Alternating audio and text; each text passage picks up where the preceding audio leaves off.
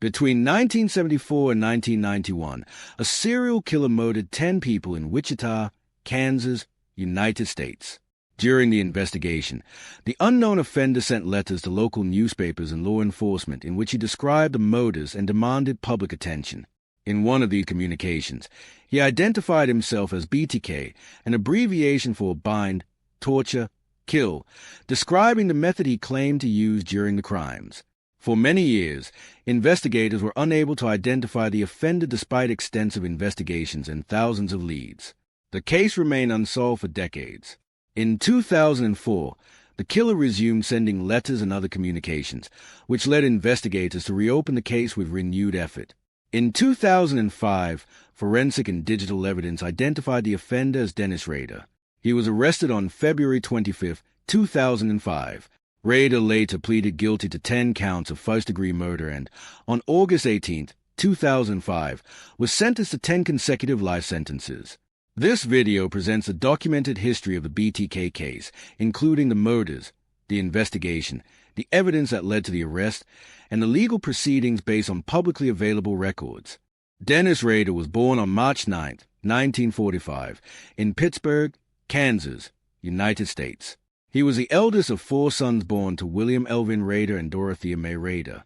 He spent most of his childhood in Wichita, Kansas, where he attended local schools. After graduating from high school, Rader briefly attended college before serving in the United States Air Force from 1966 to 1970. Following his military service, he returned to Wichita and continued his education at Butler County Community College. He later enrolled at Wichita State University, where he earned a bachelor's degree in Administration of Justice in 1979. In 1971, Rader married Paula Dietz. The couple had 2 children. During the following years, he worked in several jobs, including employment with an outdoor supply company. From 1974 to 1988, he worked for ADT Security Services, installing home security systems. Later, he became a compliance officer for the city of Park City, Kansas, where his responsibilities included enforcing local municipal codes. These are the documented facts regarding Dennis Rader's early life before his identification as a BTK killer. According to court records, interviews, and Dennis Rader's own statements after his arrest, Dennis Rader described himself as a quiet and reserved child. Family members and people who knew him did not publicly report behavior that identified him as someone who would later become a serial killer. In interviews conducted after his arrest, Rader stated that, during his childhood, he developed violent fantasies and became interested in binding people. He also said that these fantasies continued into adolescence and adulthood. These statements came from Rader himself after he was in police custody. There is no verified evidence that Rader was arrested, charged with violent crimes, or identified by authorities for criminal behavior during his childhood or teenage years. He attended school, later joined the United States Air Force, married, and maintained employment while living what appeared to be an ordinary public life. After completing high school, Dennis Rader briefly attended college before serving in the United States Air Force from 1966 to 1970. After leaving military service, he returned to Wichita, Kansas, continued his education at Butler County Community College, and later graduated from Wichita State University in 1979 with a bachelor's degree in Administration of Justice. In 1971, Rader married Paula Dietz. The couple had 2 children and lived in Park City, Kansas. During these years, Rader worked in several occupations. From 1974 to 1988, he was employed by ADT Security Services, where he installed residential security systems. Later, he worked as a compliance officer for the city of Park City, enforcing municipal codes. Before his arrest in 2005, Rader was publicly known as a husband, father, church member, and municipal employee. During the investigation, law enforcement did not initially identify him as a suspect. After his arrest and guilty plea, investigators confirmed that he had carried out the BTK murders while maintaining this public life over several decades. These facts are based on court records, law enforcement investigations, and Rader's documented admissions after his arrest. On January 15, 1974, 4 members of the Otero family were murdered in their home in Wichita, Kansas. The victims were Joseph Otero, Julie Otero, Joseph Otero Jr., and Josephine Otero. At the time of the murders, the offender had not been identified. In 1974, the unknown killer sent a letter to local media claiming responsibility for the Otero family murders. Over the following years, he continued sending letters to newspapers and law enforcement describing his crimes. In a letter sent in 1978, the offender suggested several names for himself, including BTK. He explained that the letters stood for bind, torture, kill. The media and law enforcement adopted this name, and the unidentified offender became widely known as the BTK Killer. After his arrest in 2005, Dennis Rader admitted that he had written the letters and had chosen the name BTK himself. This was confirmed during the criminal investigation and court proceedings. On January 15, 1974, Dennis Rader entered the home of the Otero family in Wichita, Kansas. Inside the house were Joseph Otero, 38, Julie Otero, 33, Joseph Otero Jr., 9, and Josephine Otero, 11. According to Rader's confession in court records, he entered the residence armed with a handgun. He restrained the family members and killed all 4 victims. After the murders, he left the scene without being identified. The murders of the Otero family marked the beginning of the BTK murder investigation. Law enforcement collected evidence from the crime scene and interviewed witnesses, but no suspect was identified at the time. After his arrest in 2005, Rader pleaded guilty to the murders of the Otero family. His confession matched the evidence collected during the original investigation, and these killings became the first 4 murders for which he was convicted. Following the murders of the Otero family on January 15, 1974, the case received extensive media coverage in Wichita, Kansas. The killing of 4 family members inside their home raised public concern because investigators had not identified a suspect. As the investigation continued, law enforcement requested information from the public and increased investigative efforts. Residents became more cautious about home security, and the unsolved case remained a major topic in local news. Later in 1974, another homicide linked to the same offender occurred. On April 4, 1974, Catherine Bright was killed in her home in Wichita. Her brother, Kevin Bright, survived the attack and provided investigators with information about the offender. Despite this witness account and continued investigation, the suspect was not identified. The murders remained unsolved for several years. During this period, investigators continued collecting evidence and following leads, but no arrest was made until 2005, when Dennis Rader was identified and arrested after the murders of the Otero family and Catherine Bright. The Wichita Police Department opened a major homicide investigation. Detectives collected physical evidence from the crime scenes, interviewed witnesses, and followed numerous leads in an effort to identify the offender. Investigators compared evidence from the murders to determine whether the cases were connected. They reviewed witness statements, analyzed forensic evidence available at the time, and worked with other law enforcement agencies when necessary. As additional murders occurred, investigators concluded that the same offender was likely responsible based on similarities in the crimes and later communications received from the killer. The investigation expanded over the following years, involving hundreds of interviews, thousands of investigative leads, and repeated reviews of physical evidence. Despite these efforts, the offender was not identified during the initial investigation. The BTK case remained unsolved for decades until new evidence obtained in 2005 led investigators to Dennis Rader, who later pleaded guilty to 10 murders. After the murders of the Otero family and Catherine Bright, the killings continued over the following years. On March 17, 1977, Shirley Vine was murdered in her home in Wichita, Kansas. On December 8, 1977, Nancy Fox was murdered in her home in Wichita. After the murder, the offender telephoned emergency services and reported the crime before ending the call. On April 27, 1985, Maureen Hedge was murdered. Her body was later discovered outside Wichita. On September 16, 1986, Vicki Wegel was murdered in her home. On January 19, 1991, Dolores Davis was murdered after leaving a friend's home. Her body was later found in a rural area of Sedgwick County. After his arrest in 2005, Dennis Rader pleaded guilty to all 10 murders.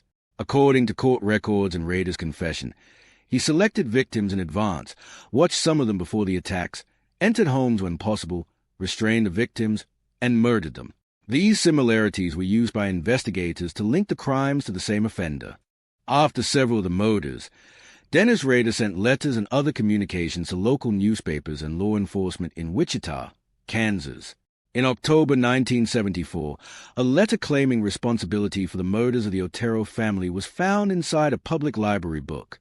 The letter was later delivered to the Wichita Police Department. In 1978, the offender sent another letter to a local newspaper. In this communication, he proposed the name BTK, meaning bind, torture, kill. From that point, the media and law enforcement referred to the unknown offender as the BTK killer. Over the following years, the offender sent additional letters, poems, drawings, and messages describing his crimes and seeking public attention. These communications were examined by investigators for handwriting, fingerprints, and other forensic evidence, but they did not immediately identify the sender. After a long period without communication, the offender resumed sending messages in 2004. These new letters and packages became a significant part of the renewed investigation. In 2005, evidence obtained from one of these communications contributed to identifying Dennis Rader, who later admitted that he had written the letters and sent the messages. Following the murder of Dolores Davis in 1991, no additional murders linked to the BTK case were reported. The investigation remained open, but no suspect was identified. For more than a decade, the Wichita Police Department continued to review evidence, investigate new leads, and re-examine information collected during the original investigation. Advances in forensic science, including DNA analysis, were also applied to evidence when possible. During this period, Dennis Rader continued living in Park City, Kansas. He remained employed, participated in his local church, and served as a municipal compliance officer. His identity was not known to investigators or the public. The BTK case remained unsolved until 2004, when the offender resumed communicating with the media and law enforcement. Those communications led to renewed investigative efforts, which ultimately resulted in Rader's identification and arrest in 2005. According to the investigation and court records, Dennis Rader was not identified for many years because investigators did not have sufficient evidence to establish his identity. The murders occurred over a period of nearly 2 decades, from 1974 to 1991, with long intervals between several of the crimes. These gaps made it more difficult for investigators to identify patterns and locate a suspect. During much of the investigation, DNA technology was still developing, and the forensic methods available at the time were more limited than those used in later years. Evidence collected from the crime scenes could not immediately identify the offender. Rader also maintained a public life in Park City, Kansas. He was employed, lived with his family, and was active in his community. Investigators did not identify him as a suspect during the original investigation. The case remained unsolved until 2004, when Rader resumed sending letters and other communications to the media and law enforcement. Those communications produced new evidence that led investigators to identify and arrest him in 2005. In 2004, after more than a decade without communication, Dennis Rader resumed sending letters and packages to local media and the Wichita Police Department. These communications prompted investigators to reopen the case with renewed attention. Investigators re-examined evidence collected during the original investigation, using updated forensic methods, including DNA analysis and digital forensic techniques. They also analyzed the new letters, packages, and other items sent by the offender. In early 2005, the offender sent a 1.44 megabytes floppy disk to a local television station. Digital forensic examination of the disk recovered metadata indicating it had last been used by a computer associated with Christ Lutheran Church and contained information linked to the name Dennis Rader. Investigators then obtained additional evidence, including a DNA sample from Rader's daughter through legal procedures. The DNA profile was compared with biological evidence from the BTK investigation and was found to be consistent with the suspect's family relationship. Based on the combined digital and forensic evidence, investigators identified Dennis Rader as a BTK suspect. He was arrested on February 25, 2005. In February 2005, Dennis Rader sent a 1.44 megabytes floppy disk to a local television station as part of his ongoing communications with the media and law enforcement. Before sending the disk, Rader had asked investigators through earlier communications whether a floppy disk could be traced. Law enforcement publicly responded that it could not. Rader relied on that response and mailed the disk. The Wichita Police Department and forensic investigators examined the disk using digital forensic techniques. They recovered metadata showing that the disk had last been used on a computer associated with Christ Lutheran Church. The metadata also contained the name Dennis, which led investigators to focus on Dennis Rader. Investigators compared this information with other evidence collected during the BTK investigation. Additional forensic testing, including DNA analysis, supported the identification. Based on the digital and forensic evidence, investigators identified Dennis Rader as the BTK suspect. He was arrested on February 25, 2005. During subsequent court proceedings, Rader admitted that he had sent a floppy disk and pleaded guilty to 10 counts of first-degree murder. After examining the floppy disk sent in 2005, the Wichita Police Department recovered digital metadata that identified Christ Lutheran Church as a computer on which the disk had last been used. The metadata also contained the name Dennis. Investigators determined that Dennis Rader was the president of the church council at Christ Lutheran Church. They compared this information with evidence already collected during the BTK investigation and identified him as a primary suspect. To verify the identification, investigators obtained a DNA sample from Rader's daughter through legal procedures. The DNA profile was compared with biological evidence preserved from the BTK crime scenes. The results were consistent with a parent-child relationship and supported the conclusion that Dennis Rader was the source of the crime scene DNA. Based on the digital evidence, DNA analysis, and other investigative findings, law enforcement obtained an arrest warrant. On February 25, 2005, Dennis Rader was arrested while driving near his home in Park City, Kansas. He was taken into custody without incident and formally charged with 10 counts of first-degree murder.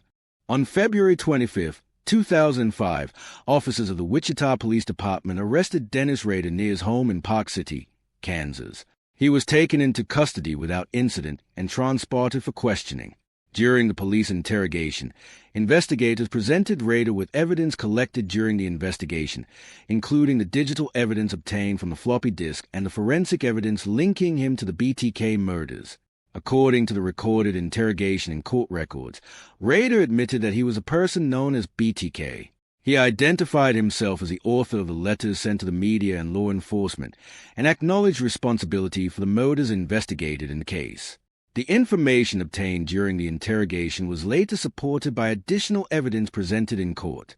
Rader subsequently pleaded guilty to 10 counts of first-degree murder, and his admissions became part of the official court record. On June 27, 2005, Dennis Rader appeared before the court in Sedgwick County, Kansas, and pleaded guilty to 10 counts of first-degree murder. During the hearing, the judge asked Rader to describe each offense. Rader admitted responsibility for all 10 murders and provided factual accounts of the crimes. His statements were made under oath and became part of the official court record. The court accepted Rader's guilty pleas after determining that they were made knowingly and voluntarily. Because he pleaded guilty, the case did not proceed to a jury trial. Rader's admissions in court, together with the physical, forensic, and digital evidence presented during the investigation, establishes responsibility for the 10 murders attributed to the BTK case. The guilty plea concluded the criminal proceedings regarding his involvement in the murders. On August 18, 2005, the court sentenced Dennis Rader after he had pleaded guilty to 10 counts of first-degree murder. Under Kansas law at the time the murders were committed, the death penalty did not apply to these offenses. As a result, the court imposed 10 consecutive life sentences, one for each murder. During the sentencing hearing, family members of the victims were given the opportunity to deliver victim impact statements describing the effect of the crimes on their lives. Following the sentencing, Rader was transferred to the custody of the Kansas Department of Corrections. He is serving his sentences at the El Dorado Correctional Facility in Kansas. The sentencing on August 18, 2005, concluded the criminal case against Dennis Rader, and he remains in prison under those life sentences. The BTK investigation demonstrated the importance of preserving physical evidence from crime scenes. Evidence collected during the original investigations in the 1970s and later years remained available for examination as forensic technology improved. The case also showed the value of advances in DNA analysis and digital forensics. These investigative methods contributed to identifying Dennis Rader after he resumed communicating with the media and law enforcement in 2004. The investigation highlighted the role of long-term case review. Although the murders remain unsolved for many years, investigators continue to preserve evidence, review information, and follow new leads as technology developed. The BTK case is studied by law enforcement and criminal justice professionals as an example of how developments in forensic science and digital evidence can assist in resolving long-unsolved criminal investigations. The BTK investigation remained unsolved for more than 30 years. Between 1974 and 1991, 10 murders were committed in and around Wichita, Kansas. Despite extensive investigations, the offender was not identified during that period. In 2004, the offender resumed sending letters and other communications to the media and law enforcement. During this renewed contact, he mailed a floppy disk that investigators examined using digital forensic techniques. Information recovered from the disk, together with DNA analysis and other investigative evidence, led authorities to identify Dennis Rader as a BTK offender. Rader was arrested on February 25, 2005. On June 27, 2005, he pleaded guilty to 10 counts of first-degree murder, and on August 18, 2005, he was sentenced to 10 consecutive life sentences. The BTK case is regarded as one of the longest and most significant serial murder investigations in the United States. It demonstrated the importance of preserving evidence and the role of advances in forensic science and digital investigations in solving long-unsolved criminal cases.